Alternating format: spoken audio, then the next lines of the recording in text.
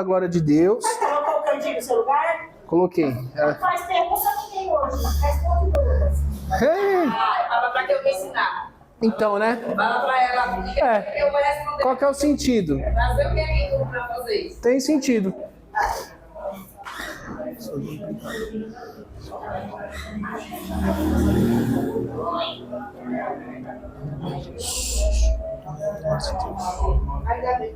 Então dá Cadê a lugar. princesinha?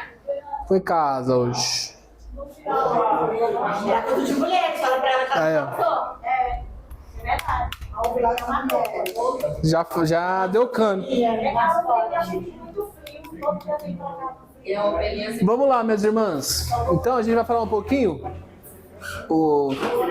das perguntas que nós deixamos na aula passada.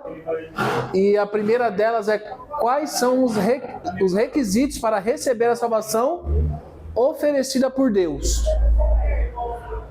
Vamos lá? Bom, vem mais para perto, porque vai estar fazendo muito barulho lá fora. Vem mais assim, ó, aqui, ó. Isso, a Cacá é boa de resposta também. Olha que é assim, Laura. E diga. Creio que Jesus Cristo é o único Senhor e Salvador e me arrependo de meus pecados. Ótimo.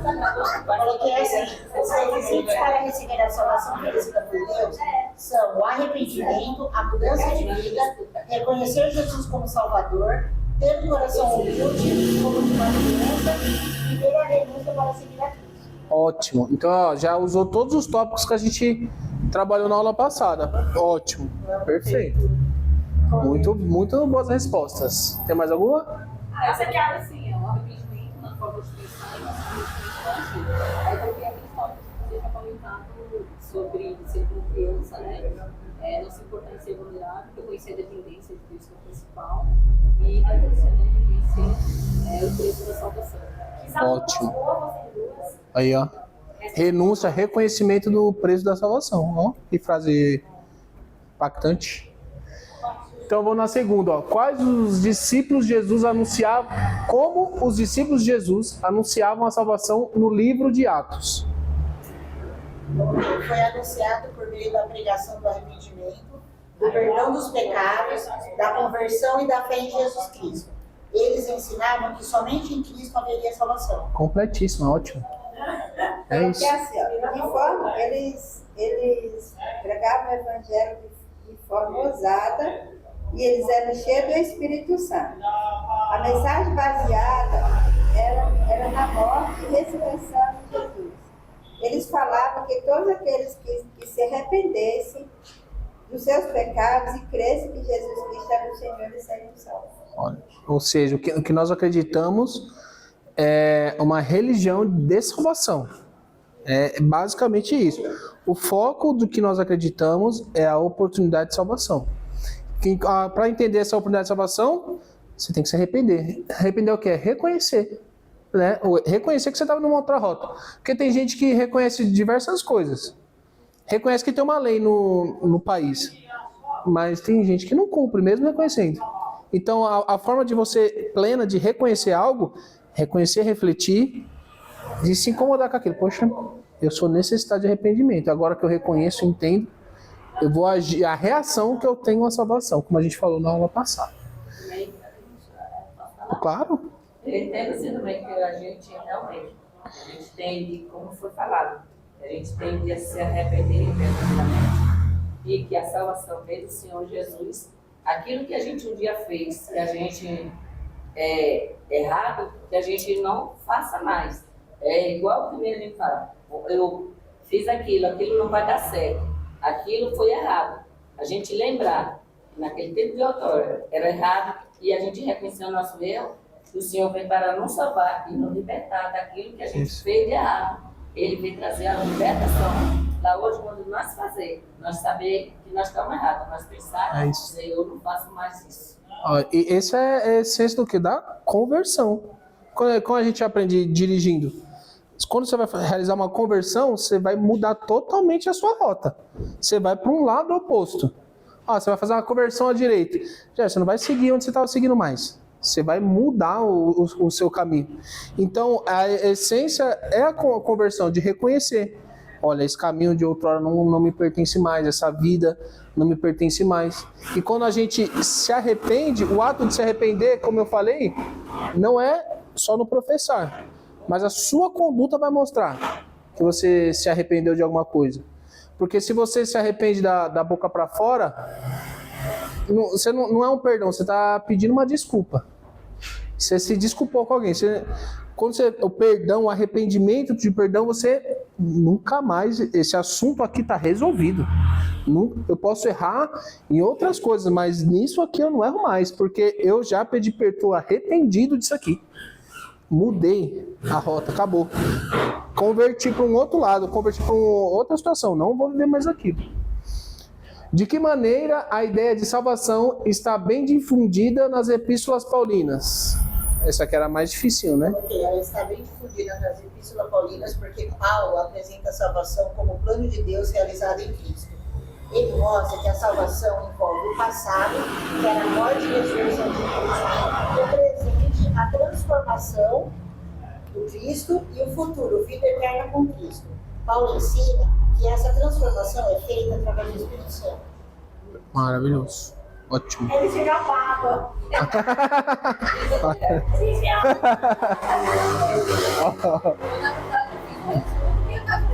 Não, pode falar. A salvação advém da transformação e pelo período de Cristo. Aí no passado, na questão da ressurreição, presente a Cristo, né? E a promessa de vida eterna. Ótimo. Eu só procuro Porque basicamente Paulo trouxe clareza. Porque, como eu falei, a metade judaizante entendia isso como uma cultura familiar. Tinha uma outra visão sobre a história.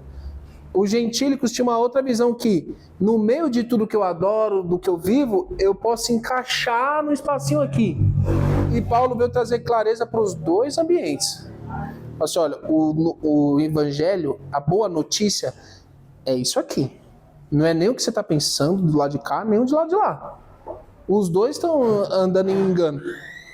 O plano é esse. E o plano só vem por intermédio de Cristo Jesus. Se você não reconhece Cristo, você não reconhece o evangelho. Você vive uma outra coisa. Então ele conseguiu sintetizar a história, resumir nessa frente aqui. Olha, Cristo é suficiente para uma nova vida, para um novo contexto. Acho que tem que trocar lá, né? Ah, não. Né? Cacau, minha assistente. Nesse eu lembro, aprendeu só faz um minuto atrás, você aprendeu?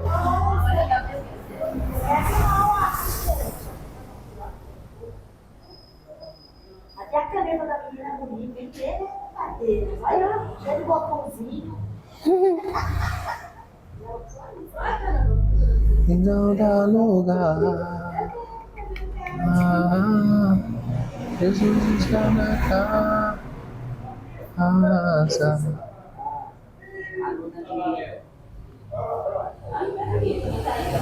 Oi? Quem vai responder essas coisas aqui agora? A Cacau e a Kátia são as alunas boas hoje. Não, todos são bons.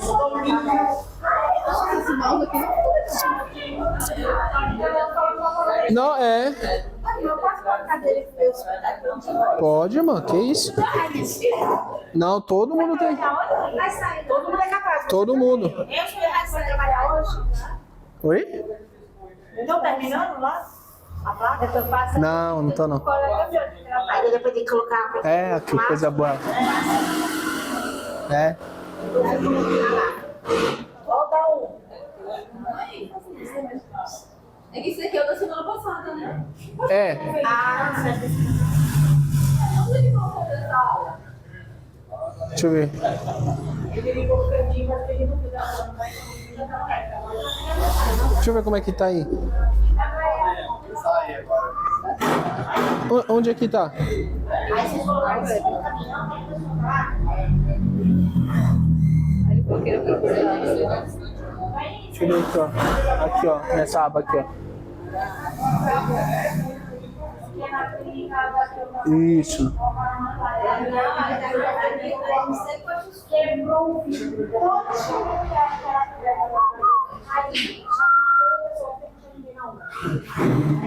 E para aparecer lá agora? Oxe, acabou de aparecer a Santa. É que eu peguei no pedaço. Esse professor tá me dando trabalho, né? Ó, tá dando nossa aula isso aí. Você não cancelou esse hoje? Não, não pode. Porque foi inesperado. Foi agora à tarde, né? Que se resolveu. Quando eu fui ver, eu tava, já tinha montado, já tava vindo. Não tava, foi de repente. Chama o João rapidinho. Aí pronto. Foi. Eu vou ficar aqui. Gabriela, Antônia. Por que, amiga? Vem pra cá se jantar e tomar café. A abertura do tema lá não foi. Tá voltando ainda ou não? Não. Peraí. Eu vou aproveitar. Ué, pra mim tá aparecendo aqui. Tá aparecendo passando? Pede ajuda aí no Gabriel. Olha, tá lindo. Por favor. Não, agora é só pra... É o anterior aí. Não, que aqui não tá passando aqui. É só pra passar aqui, não tá passando não. Então dá lugar.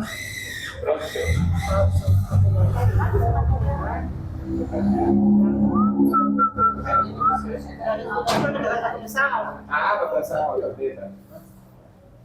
Vai parafusar já? Já. Deixa eu colocar só as lâmpadas agora. Só não tá passando aqui, João. Qual é o nome disso aqui? Não, isso aqui. Controlinho. Nossa, é mais simples do que eu imaginava. Um passador professional de slides. Aê! Uau! Então hoje nós estamos na aula 7, que nós vamos falar a respeito da justiça de Deus. Então, o que a gente vai abordar hoje, né, basicamente, a importância da justiça divina, o porquê precisamos dessa justiça e o que é a lei.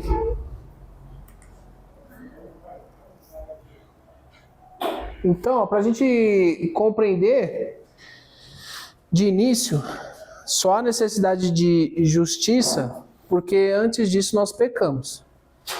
Né? Então, só é necessidade de nós recebermos, ou nós estarmos amparados, estarmos justificados em Cristo, devido ao nosso erro primário.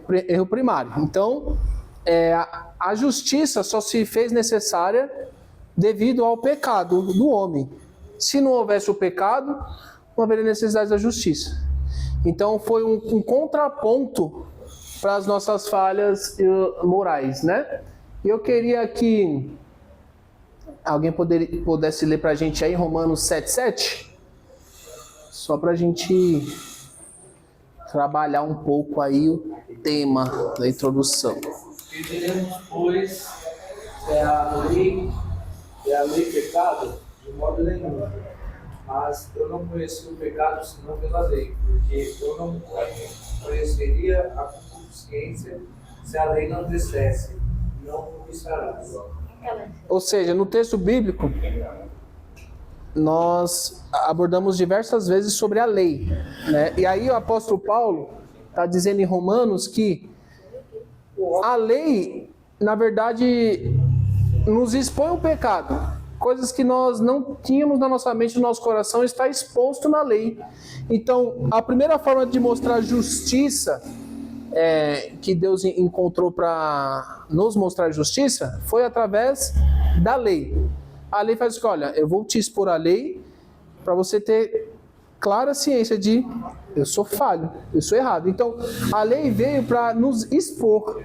A lei veio para nos mostrar. É igual quando a gente usa a gente joga um jogo de família, é sempre assim, a gente abre a caixa, começa o jogo, aí depois que o jogo começa a gente quer ler as regras. Que nem a gente faz a brincadeira, a gente inventa a regra pro Uno, aí um coloca mais dois, outro joga outro em cima e outro joga outro em cima. A gente inventa, mas quando a gente leva, poxa, a gente está fazendo errado esse tempo todo. Aí fica aquela dúvida, mas por que a gente não leu antes de começar? Então na nossa vida acontece da mesma forma. Então Deus queria nos mostrar, olha, vocês já começaram errados, mas eu tenho um manual aqui, vou expor para vocês entenderem de onde vocês partiram. Então a justiça de Deus nos propôs isso. A justiça de Deus nos expôs a lei. Foi através da justiça dele que a gente entendeu que, poxa, estamos errados. A gente tem que melhorar isso aqui. Tem que mudar o nosso conceito. Em Romanos 5:20 nos diz o quê?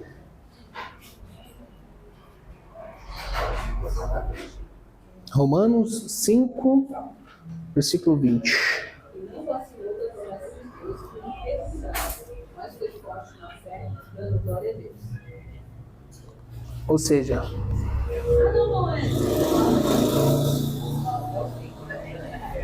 Além disso, veio a lei, para que a transgressão abundasse, e o pecado superou a graça. olha aí, então, a lei foi exposta para nos mostrar a vastidão de pecados que nós cometemos, a forma que nós caminhamos, mas aí o texto já mostra. A graça que vem através da justiça de Deus vai superabundar onde o pecado abundou em algum momento. Então, aí a gente já começa a entender que desde que o homem pecou, Deus já estava disposto a salvar.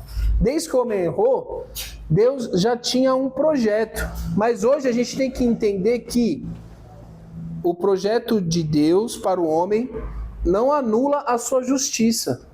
O que ele colocou como propósito e projeto para o homem, que o homem quebrou a partir do momento que deu chance ao pecado, na figura do primeiro Adão, a justiça de Deus não pode simplesmente fingir que nada aconteceu, passar a mão na cabeça do homem, pode, sigo porque eu te amo, vamos seguir, porque eu te criei sabendo as suas falhas, sabendo os seus defeitos.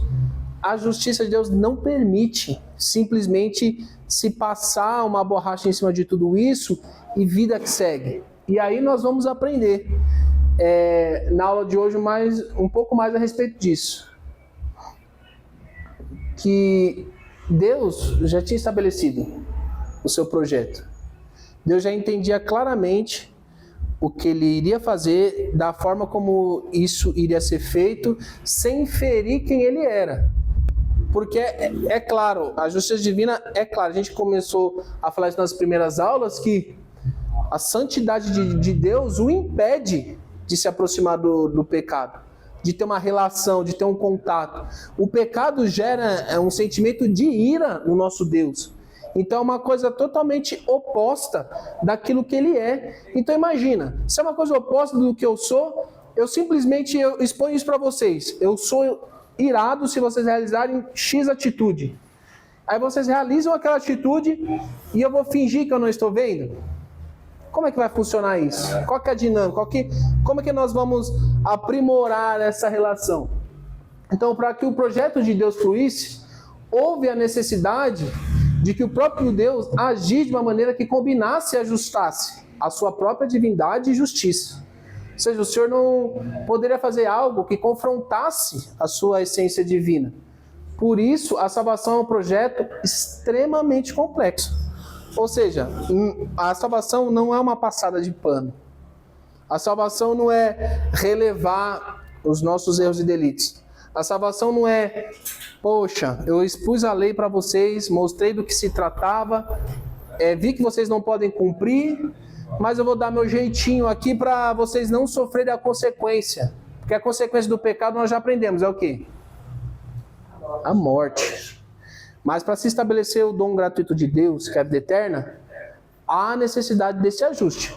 Porque se nós e o nosso Deus, nós temos o quê? Uma separação que foi feita pelo pecado. Então essa relação aqui é difícil de se trocar. Não dá para ele substituir a ira e só pensar em amor. Não dá só para impor a justiça e esquecer do amor. Não só para o amor e deixar a justiça. Então fica parecendo um trevo nisso aí, né?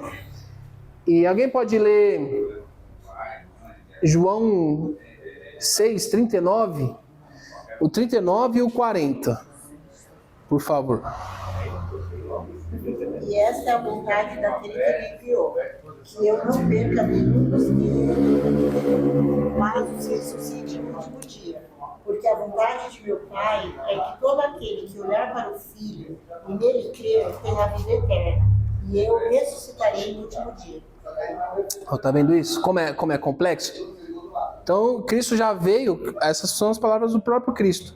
Ele já veio saber, meu Pai já me deu essa incumbência que ele não quer perder nenhum dele. Todos os que são dele, ele quer de volta. Então, você vê a dificuldade? Eu tenho uma missão que o que é dele vai voltar para ele. E ele me trouxe essa terra com essa incumbência. Mesmo sabendo da distância do homem. Mesmo sabendo que pela lei que ele já expôs ao homem, não tem perspectiva, não tem possibilidade disso acontecer por vias humanas. Ou seja, o homem pode se esforçar, o homem pode lutar contra, o homem pode tentar se fortalecer até um certo ponto, mas ele não vai conseguir completar a lei, ele não vai conseguir honrar com essa lei, ele não vai conseguir caminhar, porque a lei não foi feita de fato para nos expor. Ela não foi feita para ser cumprida, porque cumprir a lei é impossível. Aí que fica, né? Do que se trata essa lei? Porque todo estudo, toda pregação, a gente sempre ouve a lei, a lei, a lei, e a lei, como é que é a lei, que a lei já foi cumprida, não foi cumprida, a gente não consegue cumprir a lei, não tem salvação na lei, só tem na graça. O que é essa tal dessa lei? Então, nada mais essa lei que nós conhecemos hoje é a lei mosaica, que é um projeto de aliança que Deus estabeleceu para Israel. Então, é um código de normas que traz o quê? O entendimento do que é santidade, do que é justiça, do que é adoração.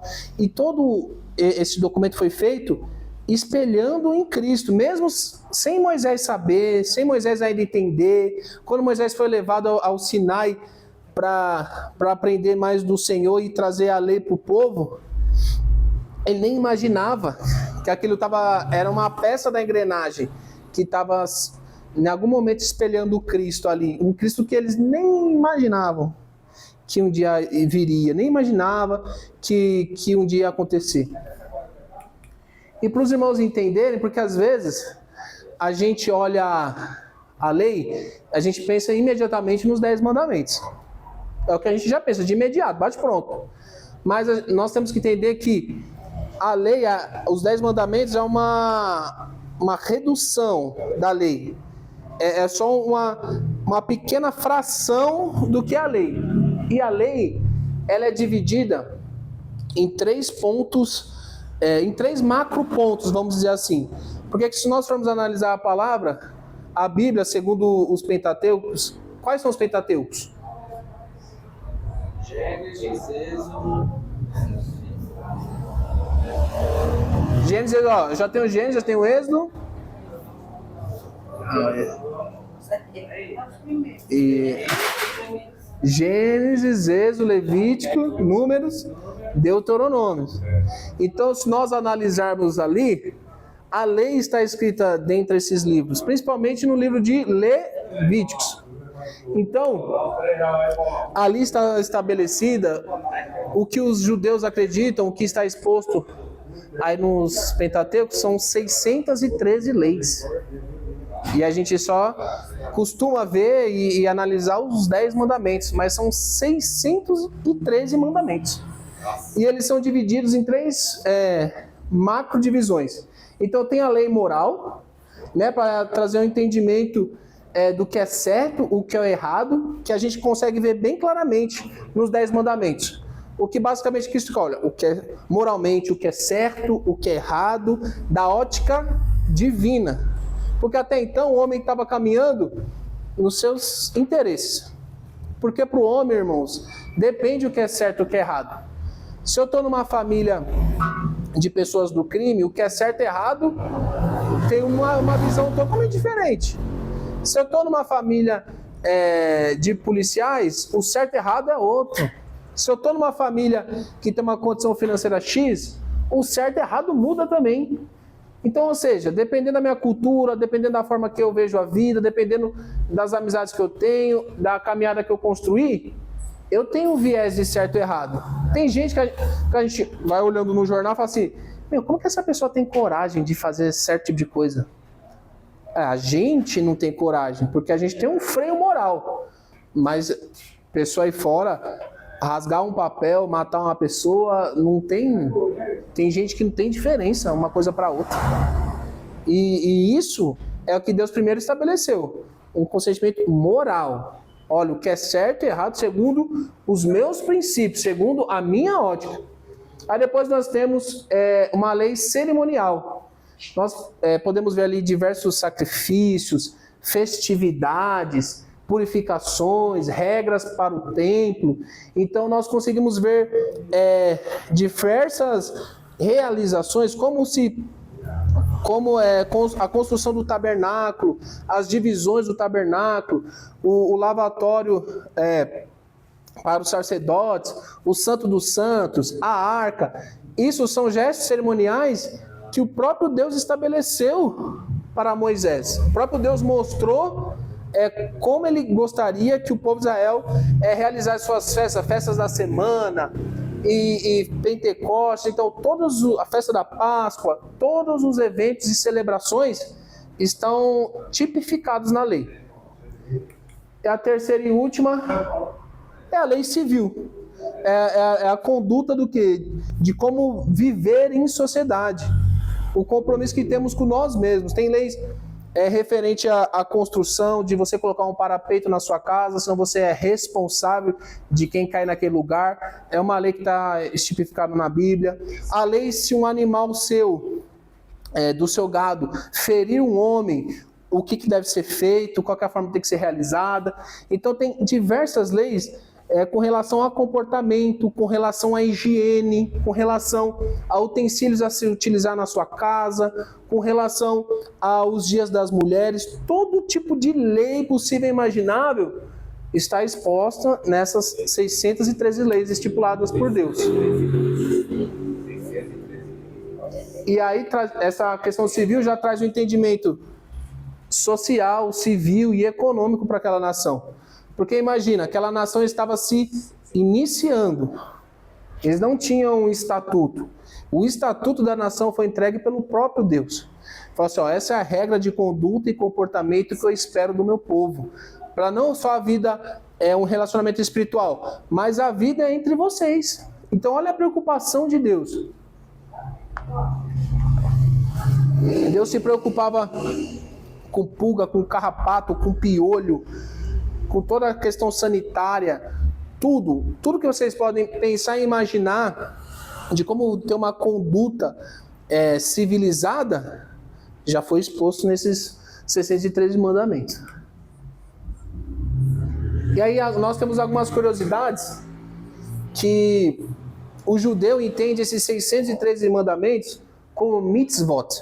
É o nome que ele dá a essas regras e condutas. Se vocês forem analisar um judeu ortodoxo, ele costuma ter uma camisa branca em momentos específicos que tem diversos nós e pontinhas assim. Essas pontas na sua camisa, ele geralmente deixa algumas expostas, mas é a camisa inteira. É para ele lembrar dos 613 mandamentos que foi estipulado para a vida dele. Então eles são muito simbólicos. Eles de fato vivem essa... Porque eu expliquei para vocês, isso aqui é uma cultura familiar. Os meus antepassados viviam embasados nessa lei. Essa é o olhar de conduta e comportamento que o nosso Deus espera de nós. Era esse olhar que eles tinham da lei.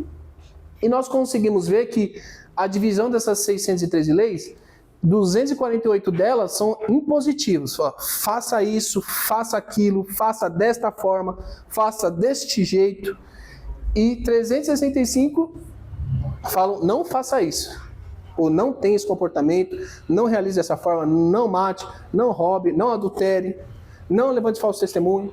Então, para a gente entender que as preocupações que o nosso Deus tinha com aquele povo. E aqui eu tenho um pequeno espaço também para curiosidades. Uma delas que a gente já conversou sobre, né? Que os famosos 10 mandamentos são apenas uma pequena parte dessas 613 leis. Muitas leis eram extremamente detalhadas, como a gente já conversou, envolvendo alimentação, higiene, agricultura, vestimentas e até o descanso da terra. Então eu já tinha o entendimento que tinha um período de 6 anos planta, 1 ano de descanso para a terra. Então tinha esse ciclo para a terra descansar, para ela produzir. E as regras, engraçado que as regras de higiene estabelecidas por Deus eram extremamente avançadas para aquela época. Porque naquela época não tinha esse olhar sanitário ainda. Não tinha olhado do impacto do que era uma pulga, do que era um piolho, do que era um carrapato. Eles não tinham entendimento do impacto do que era um mofo na casa. Isso tudo o próprio Deus mostrou para Moisés. Explicou no monte. E ele trouxe para o povo, olha, tem que tomar cuidado na sua casa, se tiver um tipo de mofo, a limpeza tem que ser dessa forma, o sacerdote tem que ir até a sua casa, avaliar se você pode voltar para a sua casa. Então tinham diversos detalhes. A pessoa que está com lepra tem uma conduta X devido à lepra. Então isso para aquela época era algo inovador. As outras civilizações ao redor não tinham a complexidade de regras e de normas que o nosso Senhor Deus estabeleceu para Israel. E um ponto interessante é que existiam cidades de refúgio em Israel, para proteger pessoas acusadas de homicídio. Então a pessoa foi acusada de homicídio acidental. Estava trabalhando num campo e de repente a pessoa sem querer golpeou a outra, ou aconteceu algum acidente, ela conseguiria fugir para essa cidade para ser analisado o homicídio, para entender o que está acontecendo. Então era um pedido de misericórdia, para essa pessoa poder sair de onde ela estava com o povo ali, nessa cidade, e ir para uma outra cidade de refúgio, para pedir assim, para pedir vistas, para pedir, olha, eu quero que alguém veja essa causa por mim, eu fiz algo de forma inocente, eu não tive uma conduta dolosa com alguém, eu fiz uma coisa que foi de repente, aconteceu. Então, até nesses detalhes, o próprio Deus cuidava. Então, para a gente entender hoje que, quando aborda a lei nas nossas pregações, é essa lei. Quando fala são essas exatas 613 leis. Então, o papel dessas leis, que foi de trazer um regramento social para Israel, também veio no viés espiritual de expor o homem. Olha, vocês não dão conta de cumprir, porque segundo os mandamentos, quem erra um desses 613, peca em todos. Não tem essa. Eu falhei, eu vou revisitar só aquele. Não, você errou em um, você errou no restante. Ou seja, é impossível cumprir a lei. Porque hoje como que a pessoa vai cumprir a lei que algumas dessas leis é a necessidade do templo para ser cumprida? Não existe templo mais. Então como que hoje um judeu vai cumprir a lei? Não cumpre, porque vai faltar. E se ele faltar com aquela lei, quer dizer que ele errou em todas as outras. Então esse que é de fato o peso da lei. E como nós falamos, nós temos que ser salvos, mas de uma maneira justa. Ou seja, a nossa salvação, ela tem que ser realizada de uma forma que não desabone a justiça de Deus. Porque o pecado foi produzido por quem? Por Deus ou por nós? Por nós. Nós temos condição de resolver esse problema? Se fosse pela justiça de Deus, o que aconteceria? Não teria salvação. Se fosse justiça por justiça, é olho por olho, dente por dente. A lei era assim, olho por olho, dente por dente. Se você arrancou a mão do seu irmão, ele vai arrancar a sua, resolvido. Se fosse nesse critério, estávamos perdidos. Então, para salvar o homem, o Senhor agiu de uma forma excelente para abranger tudo isso.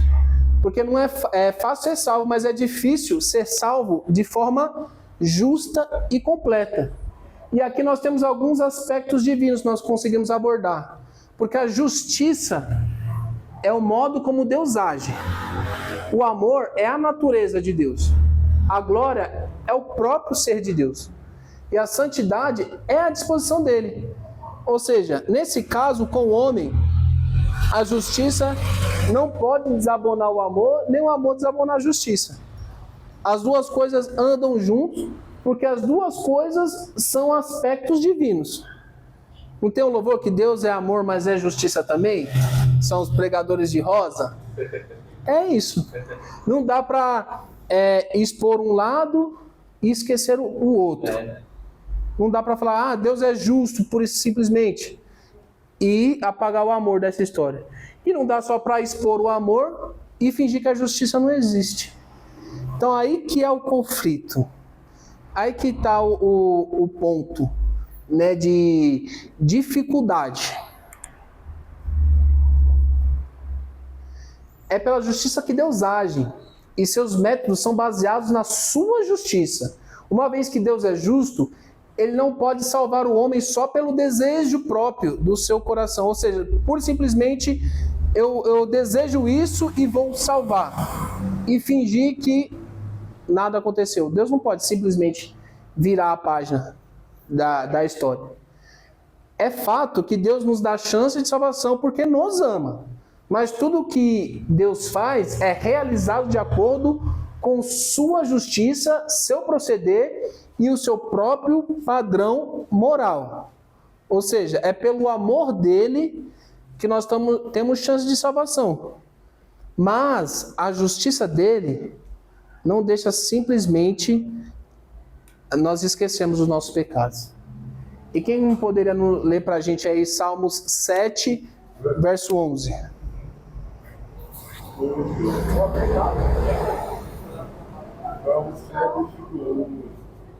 Salmos o quê?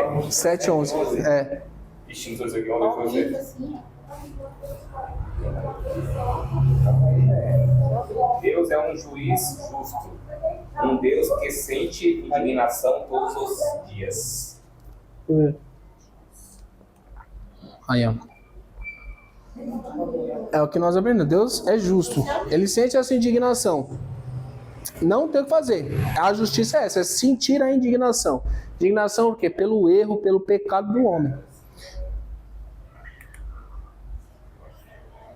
Aí que vem, o amor de Deus é limitado por sua justiça. Foi o que a gente entendeu até aqui.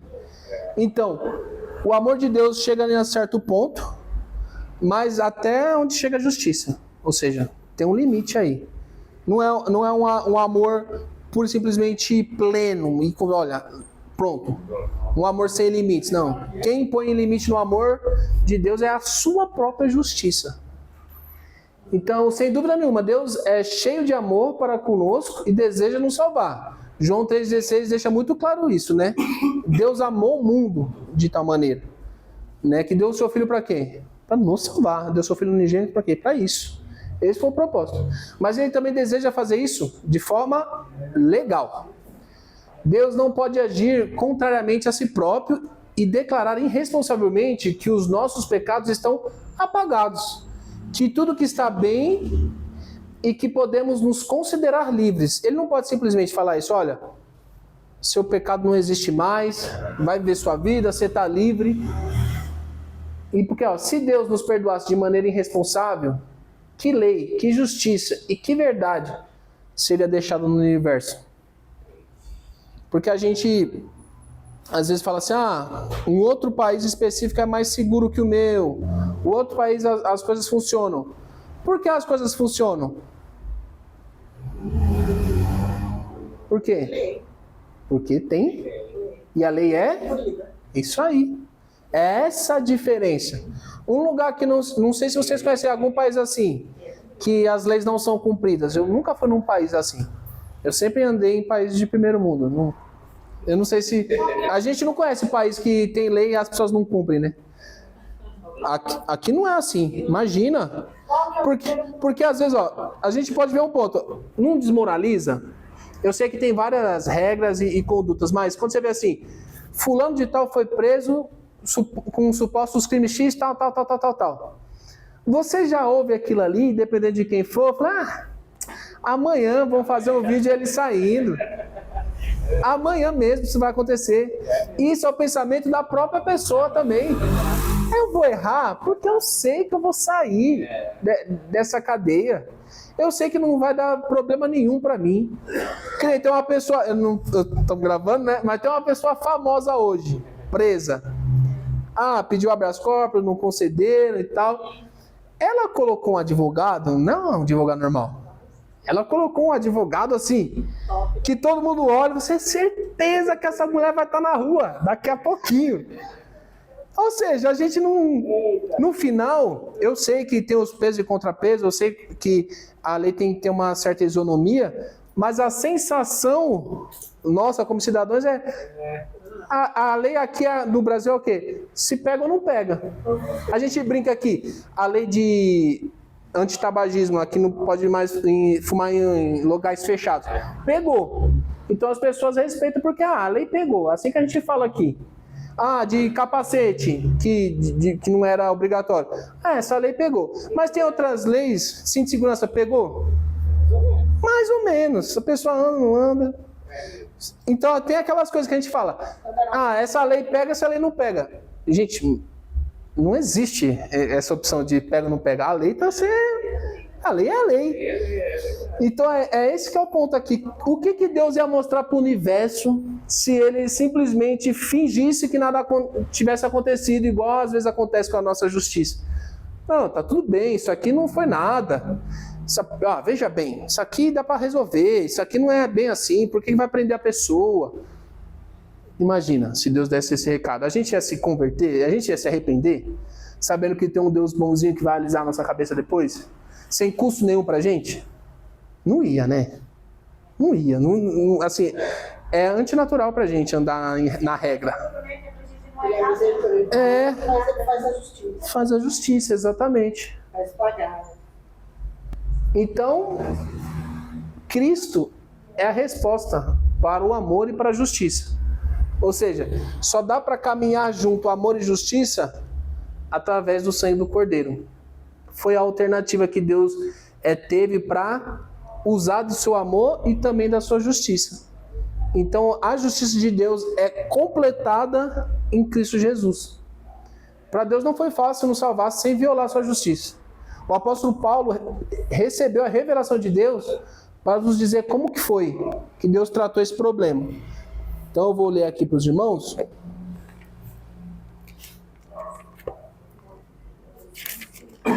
Em Romanos 3, 25 e 26. O texto bíblico diz assim, Deus o ofereceu, ou seja, ofereceu a Cristo, como sacrifício para propiação mediante a fé pelo seu sangue, demonstrando a sua justiça.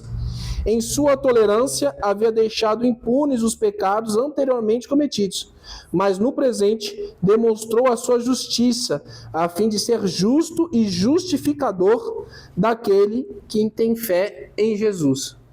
Ou seja, nós não só somos salvos, nós somos salvos e justificados. Então, o sangue dele nos justificou, porque a gente por si só não dá para resolver esse dilema. Não dá para receber a justiça, porque quem recebe a justiça divina, qual que é o preço a ser pago? É a própria vida. Então, ou seja, não dá para sermos justos nesse aspecto. Nós somos justificados. Um sangue. Um morreu por nós, para que hoje nós pudéssemos ser justificados, para hoje podermos... Ele recebeu a ira divina, a justiça foi estabelecida para nos dar a chance de ver um amor nele, para nos dar a chance de receber esse amor. Então, essa justiça só foi concretizada através de Cristo Jesus. Foi a única e exclusiva chance que tivemos. Então, nós temos que entender. A justiça foi cumprida? Foi cumprida. O amor foi estabelecido? Foi estabelecido. Devido às nossas ações? Não. Porque a nossa ação só é conseguir receber justiça.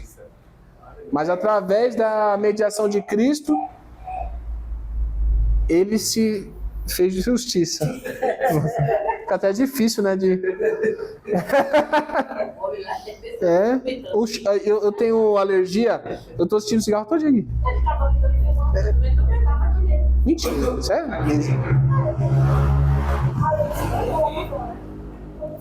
Eu já pensei, pessoal, que todo dia, desculpa aí, ele vem nesse horário, toda terça-feira, acho que ele vem pra trás de comida, né?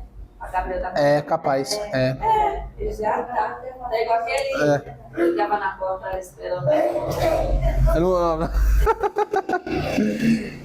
Então é isso, irmãos. Ou seja, Cristo foi essa resposta. Então a justiça de Deus foi estabelecida na terra através desse sangue. Amém? Amém. Foi até curtinho hoje, tem alguns minutos. Então eu vou deixar já para vocês. Dá pra gente copiar hoje, ainda tem. Vocês podem copiar, pode tirar foto. Então nós vamos falar na próxima aula do que? Em que fato se baseou a salvação de Deus? O que aconteceu? O que aconteceu para haver a necessidade de salvação? Aconteceu alguma coisa, né? O que se entende por justiça de Deus? O que é a sua justiça? Explique com suas próprias palavras. Olha o português meu aí, ó. Estou com uma professora aqui e estou falhando. Porque o amor de Deus é limitado por sua justiça. Então, do jeito que vocês pensam, na palavra de vocês, o porquê que o amor de Deus é limitado por sua própria justiça. Tá bom? Que nem eu falo, irmãos. Não tem certo e errado, vai ganhar nota, não vai ganhar nota. Aqui, você vê que quando a gente começa a conversar no começo da aula, como que fica legal, fica claro? E também isso facilita o aprendizado, quando a gente verbaliza as coisas. Porque ouvir traz um impacto de aprendizagem. Ler também traz outro impacto. E verbalizar só potencializa isso. Então isso vai gravando na nossa mente, vai nos ajudando. Porque a ideia daqui é a gente usar no nosso dia a dia. É a gente ter a compreensão clara, é a gente conseguir moldar as nossas práticas do dia, do jeito que a gente trata as pessoas, do jeito que nós nos relacionamos com Deus, do jeito que a gente se estabelece no nosso emprego, nas nossas atividades, vai nos baseando. Pessoal, vou ter essa conduta, vou viver desse jeito, isso aqui para mim está um pouco mais claro do que era antes, eu não entendia que eu poderia melhorar esse ponto.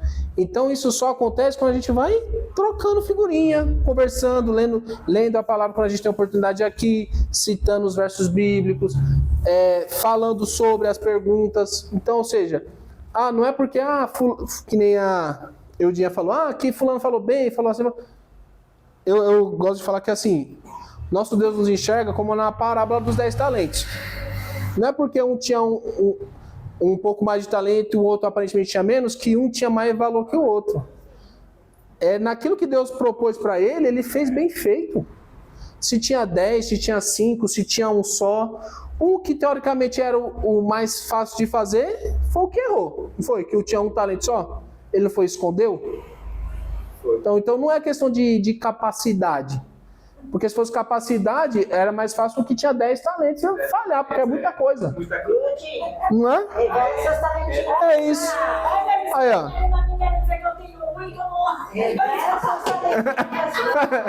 Aí a interpretação é sua, não é? Aí, ó. Não quis dizer nada. Não, você entendeu assim. Aí, ó, eu quis dizer. Então, ó. Você é de 10 e tá se esforçando para dar conta. Aí, ó. Então vamos lá, lista de presença mais uma vez. Como eu sempre falo, queria agradecer a presença de todo mundo. Agradecemos. O apoio que vocês dão, a atenção que vocês dão pra gente aí.